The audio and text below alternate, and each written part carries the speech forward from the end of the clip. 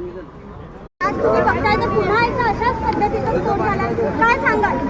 नाही, मला असं वाटतं की आणि गोष्ट अशी की कुठल्या कंपनीत झालं हे अद्यापही लक्षात येत नाही आहे, कारण आजूबाजूला सगळ्या